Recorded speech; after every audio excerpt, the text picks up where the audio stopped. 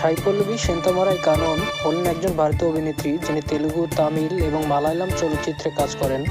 তিনি 4টি ফিল্মফেয়ার পুরস্কার, দক্ষিণ এবং 2টি ভারতীয় আন্তর্জাতিক চলচ্চিত্র পুরস্কার সহ অসংখ্য প্রশংসার প্রাপক।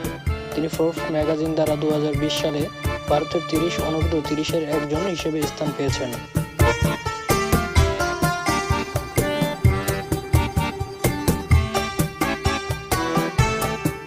সাই পল্লবী 2015 সালের মালায়ালাম ছবি প্রেমামের মাধ্যমে তার অভিনয়ে আত্মপ্রকাশ করেন, যেটি সেই সময়ে দ্বিতীয় সর্বোচ্চ আয় করা মালায়ালাম চলচ্চিত্র ছিল।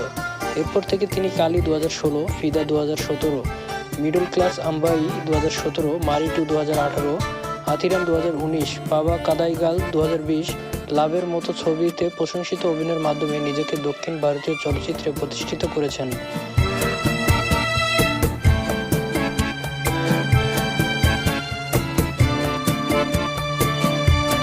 2019 সালে সাই পল্লবী একটি 2 কোটির ফেয়ারনেস ক্রিম বিজ্ঞাপন কলিং প্রত্যাখ্যান করেছেন। তিনি ব্র্যান্ডটি অনুমোদন করতে অস্বীকার করেছিলেন কারণ তিনি সর্বমাত্র প্রসাধনী ব্যবহার করেন। ফোর্বস ইন্ডিয়ার 2020 সালের 30 অনূর্ধ্ব 30 সাল তালিকায় পল্লবী একমাত্র অভিনেত্রী হয়েছিলেন।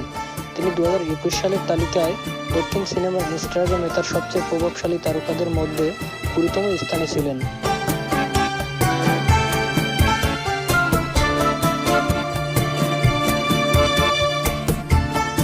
2014 সালে যখন তিনি জর্জিয়ার তিবিলিসিতে অধ্যয়নরত ছিলেন, চলচ্চিত্র পরিচালক আলফোন্স পুথেন 6 বছর আগে তার সাথে যোগাযোগ করেছিলেন একটি রিয়েলিটি শো থেকে ক্লিপিংসের মাধ্যমে, যা তিনি ফেসবুকে প্রদর্শন করেছিলেন। আলফোন্স প্রথমে তাকে তার ছবিতে অভিনয় করার প্রস্তাব দিয়েছিলেন, যা তিনি প্রত্যাখ্যান করেছিলেন, এবং 6 বছর পর তিনি পল্লবীকে ফোন করেছিলেন, যেখানে তিনি তাকে একজন স্ট্যাকার হিসেবে ভেবেছিলেন এবং তার বিরুদ্ধে পুলিশে অভিযোগ করতে চেয়েছিলেন।